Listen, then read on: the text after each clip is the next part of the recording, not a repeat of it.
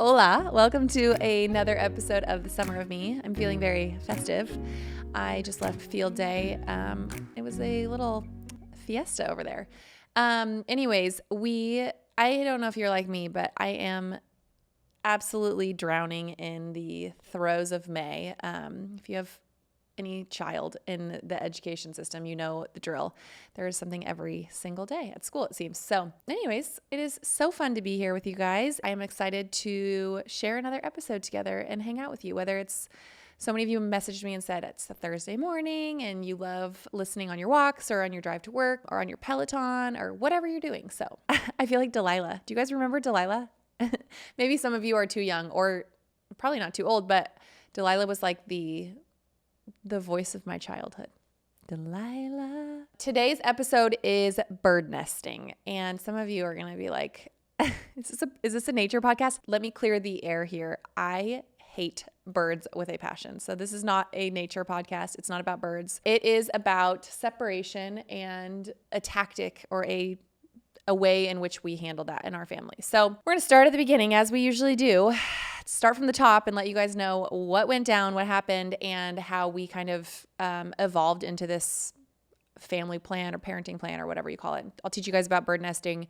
And it was not something that I even knew existed or was a thing until I met with a lawyer. And she was like, hey, have you thought about this? So I'll tell you guys about it and give you some of my pros and cons. There's no like right or wrong here. And I know that as like a fair disclaimer, I want to say that I know not everybody's situation is as simple as this. Not that our situation was like just so cut and dry, but like I know there are extenuating circumstances in so many different ways that would prevent somebody from being able to do this.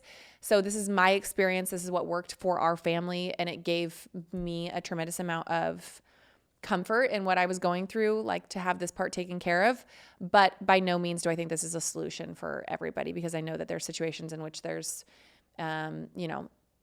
a dangerous scenario involved, or there's just like abuse, or whether that's of a substance or a person or whatever. So I just a disclaimer there. And I know some of you are listening are just curious, like what we did. And this is something that I kind of documented on social media a little bit and shared about briefly. And it was just a really interesting experience. So we're going to talk about it. But first we have to talk about separating. So we moved to Nashville and bought, we were still married at the time, and we bought a mansion, so to speak. It was this beautiful home. It was like in the nicest area of town. It was kind of like one of those things where I was like, finally we get our dream home, lots of land. It was just like the perfect house. It fit everybody. It was home. It was home. Shortly after that, like within like a couple months, our marriage kind of had already been a little bit on the fritz, but really like kind of hit a wall. And I was like, gosh, there is why now is really the beginning of what I felt, but also like, how do I do this, And so we had a lot of conversations about like working on our marriage and like separation. Divorce hadn't really like come up yet. It was one of those things, I think, when you start to think about like separating, you start to think about like how your marriage is having trouble. Divorce is one of those things that you constantly tell yourself like, well, I'm not going to get a divorce, but like we're in hard times, or we're not going to like, nothing's really going to happen. And like it seems like this big, far distant, like not really kind of thing that's going to ever happen. And for me, like I had that thought process, but the thoughts of like, do I need to even consider like maybe a divorce here in this scenario started to creep in a little bit. And I knew that the answer wasn't 0 to divorce. I felt like obviously like separation exists for a reason. It's very rare in somebody like, it's very rare, like in my circumstance with what was going on, like there wasn't abuse. It wasn't like somebody was cheating. It wasn't like anything like that. It was just simply like, hey, we've reached a point where we don't know that this is going to work like collectively. Because of that, like there wasn't this urgency to get divorced. It was kind of like, hey, we need to figure this out. And like, what are some ways in which we can figure this out? So that was in September. Fast forward to closer to the end of the year. And like, I knew in my gut, like there was just a very real part of me that was like, I can't keep doing what we're doing. And I remember telling my ex-husband this. I remember saying, The definition of insanity is trying to do the same thing and expect different results every time. And we really were trying to do the same thing. It was like we were hashing over the same conversations. We were talking about the same things. We were going to bed together in the same bed. But like it was like nothing was changing, but that was the problem. Like we needed something to change. And so I remember going to him, and this was arguably like one of the harder conversations. Well, it was for sure one of the harder conversations I've had in my life. And I remember saying to him, and it caught him off guard because he was just like he was not at that place at this time. But I was like, I think that maybe we need some space. I know I need some space. I cannot think, I cannot hear myself. I cannot process. I cannot even begin to figure out what I need for myself next if I'm still living here and I'm still like, the sound of you chewing your cereal makes me want to absolutely go abysmal and like crawl in a hole and hibernate for the next 7 to 10 years. There's little things that were like not the problem that became the problem. And I was like, I need space. I actually just like need some time away from you and away from like this thing that we've created. And I felt like at that time, like that's my answer. Like this is how I figured this out. So you have like, okay, this is what I need to do. And then you have, well, how do I actually do it, right? Which is like the issue with 99% of the things in our life, right? It's like, oh, I want to start this business. Well, how do you actually start the business? I want to get a separation. How do you actually separate? Like, what do you actually do? And this is something that people come to me all the time because it's like, you want somebody to tell you what to do, how to do it. And they're like, what was the first step? Like, what did you say? And so I said to him, I was like, I need space. I need a break. And, of course he was like, I don't need that. Or like, I'm fine. Like we can figure this out. And it's like, this is where you really have to lean into your knowing and your like needs and be like, I needed this. I need this moment. I need this time. I need this space. Again, we had just bought a huge house, bills, all of these things that come into factor. And you're like, where do I go from here? Like, I can't just run away from all of this. I'm a full ass adult now. And I guess I have to figure it out. So I made a few phone calls. I had met with a lawyer and kind of just asked like, what is the process of like separation with somebody? Like, is it legal? Like, do you file a legal separation? Like, where do you go? Like, what do you do? There was just so many questions I had. And so she brought up the topic of bird nesting with me, and I had never heard of it. So bird nesting is, it takes the concept from literal birds in a nest, right? Like the babies are born in a nest, and the mom and dad take turns leaving the nest and bringing food back for the baby while the one parent stays there and takes care. So bird nesting is that you have a family home. So our home became our family home, and the kids never leave the home. And for us, our youngest at the time was 3. And they had just moved across the country. We had just done everybody's bedroom. Like it was just this there was this deep part of me that was like, I cannot displace my kids from this home right now. Like it doesn't matter what I need, which by the way, I'm not going to ignore and I'm not going to discredit, but I know for my kids' sake, like I cannot take them out of this. That would like, I felt like that would ruin them. That would be the end of this. I knew that was like not the solution. And so basically you keep the family home, and you either one of the parents at a time like leaves, whether that's an apartment or a family member's home or a friend's house, like you're shacking up on a couch or whatever. Obviously, like we had just moved across the country and knew maybe 2 or 3 people. And so that wasn't an option. And so we collectively decided that we would separate. And I presented this idea to my husband at the time, and I was like, hey, what do you think about this? So we got an apartment in the city, and it was it was a 1-bedroom apartment in the city. And that was where the other person was going to go. So we created a custody schedule, which is still the same exact custody schedule that stands to this day, which has been really beneficial. And you had your days, and on your days that were with the kids, you were at the house and you lived at the house, you slept in the bed, you did all, like it was like nothing had changed. And then on the days that it wasn't your turn, you went to the apartment, and we shared the apartment and we shared the house. And you stayed at the apartment, you sleep in the same bed, you like everything's there. And the apartment, like we gently furnished, I would say, like we had a couch there, we had a bed. We didn't really have like a ton of kitchen stuff. It was like right in the city, which was a choice that I made. I wanted something that like was able to like cater to I didn't want to be like up the street from the kids. I felt like that was going to be hard. And so I chose something that was like in the city where it was like, okay, here, go live this life. Like and this was me telling myself, like, if you want this so bad, if you want this freedom, or if you want like to feel like you need to figure yourself out, like here, you're right in the middle of the heart of Nashville, like go figure it out. The theory behind bird nesting is that it eliminates a lot of like change from the kids. They're already going through a massive change when you tell them, like, we sat them down and we're like, hey, mom and dad are separating. And they're like, well, what does that mean? Well, we're not getting a divorce. We need some time to kind of work through some stuff. We're not getting along great, and we need a little bit of space. Just like how if you're feeling overwhelmed or if you're feeling really tired and you just need a little bit of space from your siblings, that's what mom and dad are doing. And what that looks like as an adult is something that we call bird nesting, which means you guys, nothing changes for you guys. You guys get to sleep in your beds. You guys get to stay at your house. You get to wake up here every day. You get to go to sleep here every day. Your toys don't move. Your clothes stay here. And sometimes it'll be mom here with you, and sometimes it'll be dad here with you. Mom and dad still get along. We don't hate each other. You will see us here at the same time occasionally. And there will always be somebody here who loves you, who cares about you, who's going to take care of you and protect you. And again, one of the things that we've reiterated to our kids 1,000 times is none of this is your fault. You didn't cause any of this. You don't have to take responsibility for any of this. This is between mom and dad, and we will keep you guys updated as like the situation changes. So of course, like, there was tears and like lots of conversation and questions and all sorts of things. But one of the things that I feel like bird nesting eliminated for our kids was that feeling of like, well, where do we live? Where do we go? What happens next? Like their day-to-day life didn't change all that dramatically. They had dinner at the same table every night. Again, they go to sleep in the same place. And that for a kid eliminates a lot of the anxiety and stress. And, there's been studies showing like it eliminates a lot of like opportunity for depression and all of these different things that it really can greatly benefit your kids.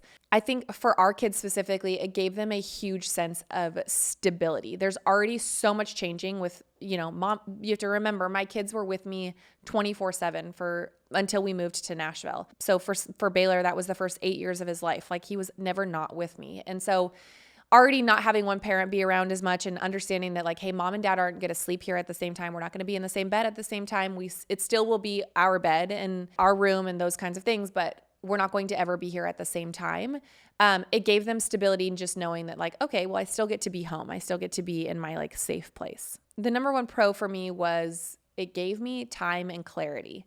I think there is such a sense of urgency in some of these things where it's like, okay, I have to hurry up and decide. Are we getting a divorce? Are we separated? And I didn't want to feel like I made a rash decision.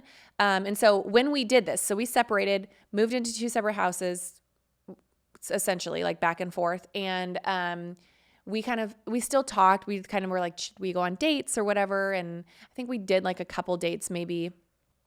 And at that point I was like, listen, I actually need like full separation. Like I need to not talk to you. I need, aside from like dealing with the kids, I don't want to be like feeling like I'm in a relationship with you. Like, I don't want to be like having like, don't make a move on me if I come home, or like feel like, oh, you should just stay here tonight. Like this needs, if I'm going to actually make like a clear decision, I need to have a clean break. And so it allowed me to have time to do that where I wasn't feeling like my decision was going to affect everybody right in that moment. Obviously this was a change for the kids, but it wasn't so dramatic. And like, it wasn't like, okay, we sold our house and like, what if we want to be back together? Or what if, like this is never going to work? Like it just, it gave space and time to figure out my own clarity and decision-making. Another pro is it's just a simpler way to go about this. We bird nested for an entire year, and our bird nesting ended when our divorce was official and we both moved out into 2 separate homes. And so for us, it worked really, really well, really effectively. I'll go over like some of the cons obviously, but it just kept things like financially very simple. It kept things with the kids very simple. They only had to move one time versus moving multiple times. It just allowed them to have a little bit of like transitional time to understand like things were changing and not everything had to change at once. Another pro for me is like, there's so much going on when you're getting a divorce. Like really and truly, it's a full-time job.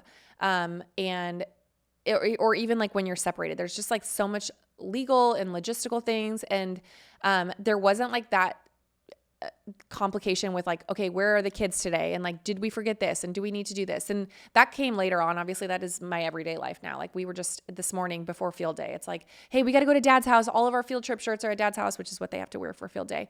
Everybody's stuff is there. So it's like 6 a.m. We're at his house getting stuff. And, you're doing a lot of back and forth. That was eliminated entirely in this time. So a couple of the cons that I experienced, if this goes on for too long, it can be confusing for your kids. And so for us, it was really important to kind of communicate with the kids like as things evolved. So we bird nested starting in February and got that apartment, started going back and forth every other weekend. We would be at the house with the kids and then we would split the weeks.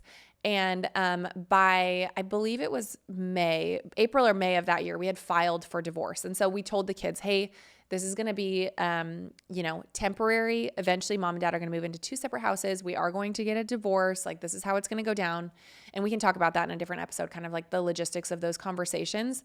But I feel like had we not had those conversations, I think the kids, one of the things I did learn about divorce and separation is your kids will always, always, always believe, no matter how old they are, they will always believe there's a chance that you will get back together. And I think that was kind of one of those things for me that was like, ooh, really? Like kind of a gut punch. But at the same time, it was a very clear reminder that I need to communicate and articulate very clearly what is happening so that they don't have that confusion or that like in the back of their head, like, Colin and I would like maybe hug goodbye occasionally or like high five or, and one of the questions that the kids asked so much, this was so weird to me, but clearly like a very common thing was like, will you and dad ever kiss again? And I think that was their indicator of like, will you get back together? Like, will we ever see you kiss? And I would say like, no, like mom and dad, like people who love each other in like a marriage way, kiss, or a relationship way. Dad and I have a friendship and friends don't usually kiss on the lips. So dad and I won't be kissing on the lips anytime soon, but we are friends and we, we'll be friendly to each other. We care about each other. And we, think that I think dad's the best parent for you and dad thinks I'm the best parent for you. Like we believe in each other and all those things.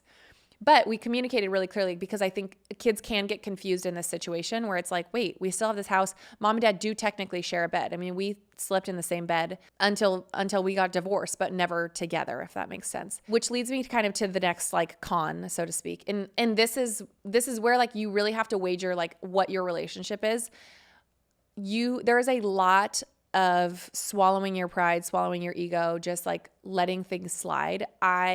This is not like for the faint of heart. Colin and I get along great. There were definitely times where we didn't. And like, it was like, I felt violated that like he was like sharing the same bed as me or that like he was I would have, clothes at the house or whatever. Or like lingerie or underwear. And he's like, you took that pair of underwear with you. And it's like, well, okay, like, why are you looking through my stuff? And I would look through his stuff. Like our lawyers would tell us like, you should, what's she packing or what's he like?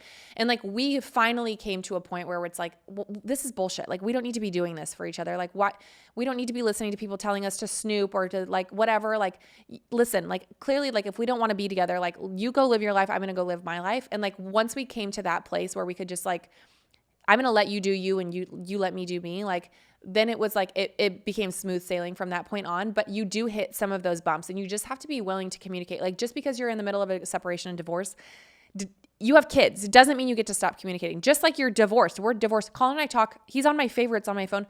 We literally talk every single day on the phone without question. We have 5 kids together. Like there's no reason in which I shouldn't be able to like actually communicate about the things that our kids need. Are we sitting talking about like, hey, what are you doing this weekend? And maybe occasionally, but like, for us, it was like this, like, I do believe in order to bird nest, you really do have to like put yourself inside and be like, what is the benefit here if I'm just like a stone cold bitch and like going to be just like everything difficult versus like, if I could just say, hey, you know what? Like, this is what's working best for my kids and like our family collectively as a whole, even though it's obviously like a different type of family.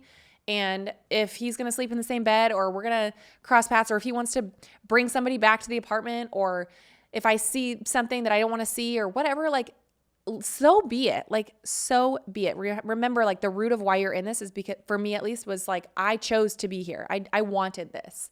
And so I was not going to like get hung up on the petty things, but that did take like learning on my behalf. And I know on his as well. Another con for this situation was it is exhausting to live out of a suitcase. I lived out of a suitcase for an entire year. My away suitcase, our key sponsor here, because truly I lived in that suitcase for a solid year. Every single week I would pack my suitcase, go to the apartment, pack it back to because it's really hard to live like half your stuff at one place, half your stuff at the other place. And, it's given me a lot of empathy for my kids having to like lug stuff back and forth. It is a big reason why we've chosen to get duplicate things for a lot of the kids at both houses, because it just is a pain in the ass to live out of a suitcase, to take your stuff back and forth. That was like a huge con. I was so tired by the end of it. I was like, I just want home. I want to be home in my bed with my sheets and my pillows and my things where nobody else is there. Nobody else is looking through my stuff. Nobody else is touching my stuff, whether it's the kids or him or whatever. I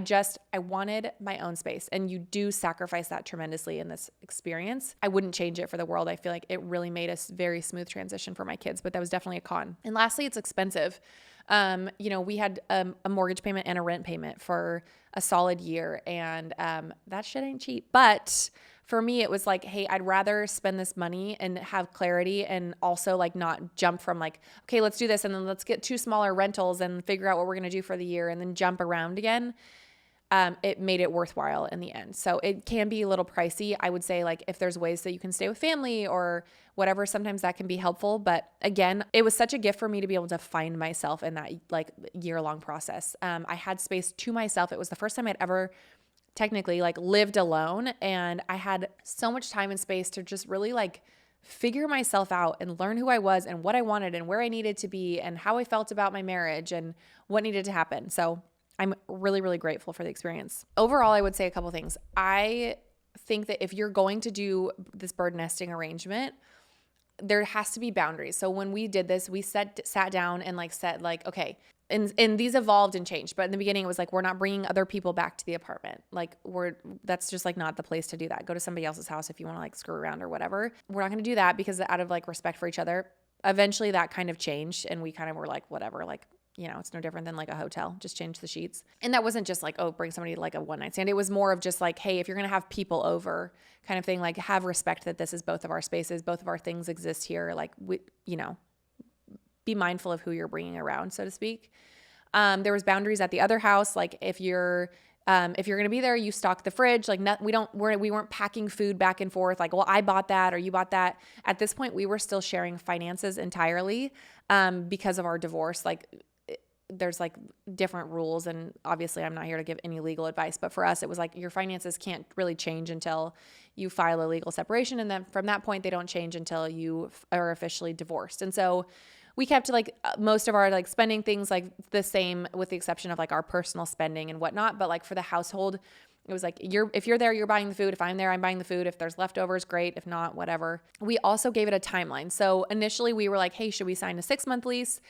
It was much, much cheaper for us to sign a year lease. And so that's what we did. We decided like, hey, if we have to break this, we can. If we decide like, oh, like, wait, we want to be together and like, this is a waste of money. Obviously that's not how things panned out. And so we endured the entire lease, which was a year long. And it ended up being like, I tell you, like it ended up being such a gift for myself and I obviously can't speak to his experience, but for our children more than anything. And I think putting both of us aside, it ended up being such a gift for our kids because it gave them time to process. It gave them like a slower transition into a new way of life for them. Obviously, they're used to having both parents around.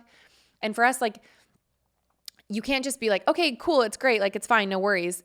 It allowed them to be like, okay, dad's putting me to bed tonight. Mom's putting me to bed tonight. I have to say goodbye to mom. I have to say goodbye to dad. And the other thing that it did is it gave me like tremendous peace of mind. I know where my kids are. I know they're safe. I know they're at home in their beds. I know like where they're at, like what they're doing. And that was like one of the harder transitions for me, like getting a divorce was like, when they're at their dad's, like, I don't know, like where they are, what they're doing. And like, it's like there's a lot of control you have to let go of. And this like eased me into that part of my life. I feel like the other thing about bird nesting is it gave us a very real life picture of what life would be like without each other. And one of the questions that I've said on this podcast before, and that gave me a lot of clarity in my divorce, it was like, can you live with this person or can you not live without them? And obviously, like, I was like, actually, I feel like living without this person and being able to like be with my kids and move forward with my life was like the answer for me. But ultimately you really don't know that until you try it and you figure out like what's best for you. And if you have questions, I'm an open book about this. There wasn't really a lot out there when I researched it. And so I feel like I I love to talk about it because it worked so well for us and it was really, really efficient. So leave a question on my Instagram, send me a DM, leave a question on our YouTube. I'll go through and answer any questions that pop up, and wish you the best of luck. Thanks for listening to The Summer of Me. You can listen to episodes on Spotify, Apple, or wherever you listen to podcasts, or you can watch on YouTube. Come hang out and follow my chaos on Instagram at Kendra for now. See you next time.